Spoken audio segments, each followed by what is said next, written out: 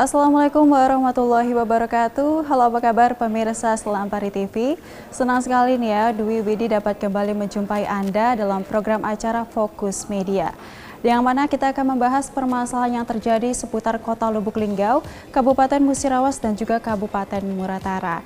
Dan beruntungnya sekarang Widi sudah ditemani oleh dua narasumber yang mana akan kita berbincang-bincang mengenai permasalahan yang terjadi. Nah, Widi akan mencoba memperkenalkan narasumber kita hari ini.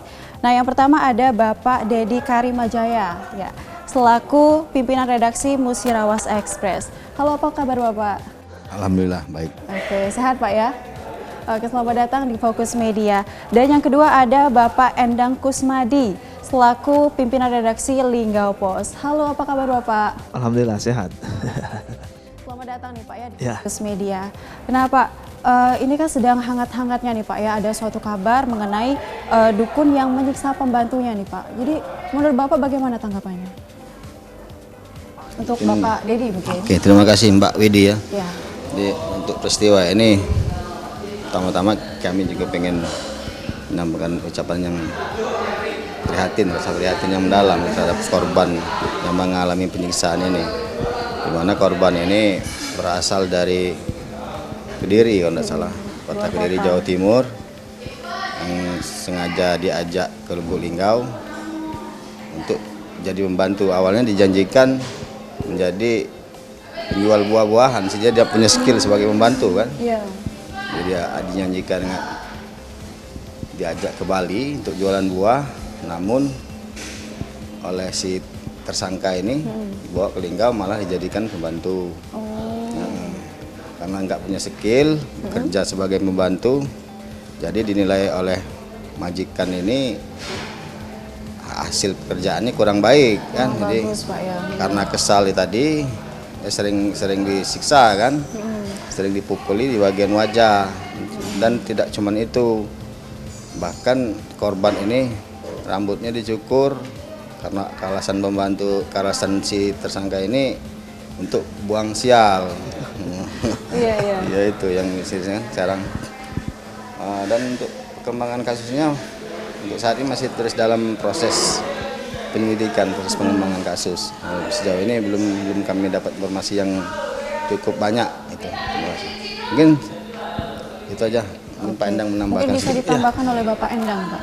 Ya, jadi ya memang benar kata Pak Dedi, kita prihatin ya. Ini mirip-mirip zaman kolonial ya, zaman perbudakan. Penjajahan. Ya, penjajahan. Jadi memang si korban ini sudah dilakukan layaknya bukan manusia. Iya. Nah, jadi kalau pekerjaannya nggak bersih, kerjaannya nggak sesuai ya dipukuli, terus kemarin digunduli.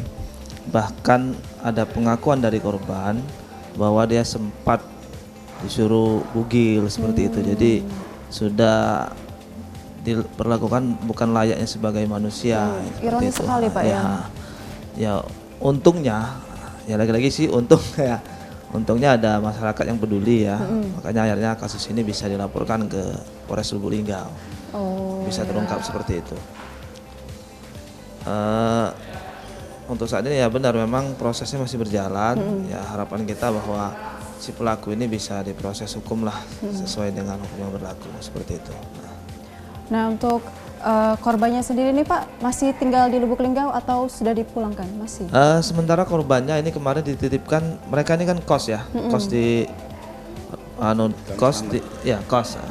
Gang Slamet, di Gang Slamet di Kelurahan Ciremetaba ya, Ciremetaba. Setelah si tersangka ditahan, nah korbannya sementara dititipkan ke Indo Semang yang punya kos-kosan itu, punya bedeng itu. Sementara dititipkan sana karena kan proses hukumnya masih lama kan. Nanti ada di pengadilan. Nah kemarin itu menurut dari pihak Pemkot juga, nanti apabila sudah selesai proses hukumnya kemungkinan akan dipulangkan, nanti dibantu oleh Dinas Sosial untuk dipulangkan ke asalnya di Kota Kediri ya, Jawa Timur ya. Jawa Timur.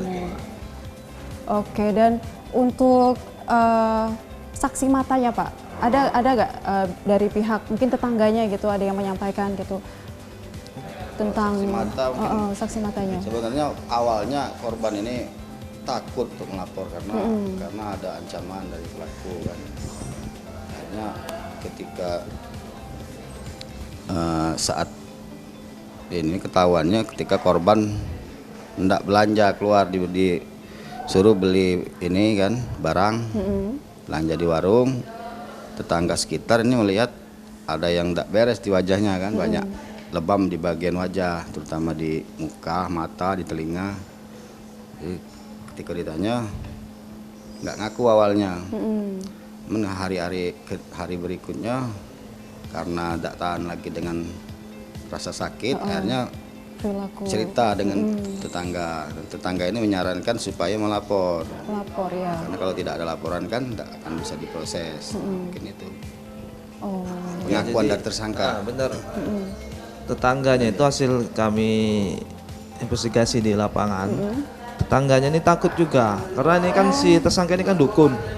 Iya dukun Pak ya. Dukun. Iya, Jadi dukun. dia menakut-nakuti masyarakat sekitar. Nah, apabila nanti ganggu, nanti kamu saya santet seperti itu. Jadi ya. Bahkan informasi dari korban waktu setelah dia digundulin, dia disuruh bugil terus mandi hujan. Mandi hujannya di depan, artinya kan dilihat orang lain, gitu kan. Artinya sudah dipermalukan di depan orang banyak, disuruh bugil seperti itu. Tapi tetangganya lagi-lagi nggak berani untuk melapor berbuat banyak karena takut lagi. Ya tersangka ini karena dia dukun, dia mengancam seluruh tetangganya akan santet kayak gitu. Tapi untunglah kemarin itu pas hari-hari terakhir ada satu tetangganya yang sempat menyarankan melapor setelah ibu itu korban nggak tahan lagi, dia datang lagi akhirnya didampingi. Seperti itu. Mereka mungkin akhirnya memberanikan diri untuk melapor karena sudah terlalu kasihan seperti kata Pak Dedi tadi, wajahnya sudah lebam-lebam Pak ya. kupingnya, telinganya sudah bengkak seperti itu, terus kepalanya udah digunduli seperti kan. Dan ya sudah nggak manusia lagi, apalagi ibu itu kan udah tua, 50-an umurnya. Iya 50 tahun. Ya 50 tahun ya. 50 tahun. Dan untuk keluarga dari pihak tersangka ini sebenarnya ini kan dukun Pak ya, dia ini tinggal sendiri dan dengan pembantunya itu atau dia tuh punya keluarga yang lain Pak di rumah itu? Jadi mereka ini sebenarnya semuanya datangan ya. Datangan, pendatang. Si korban dengan tersangka ini bertemu sekitar bulan September ya.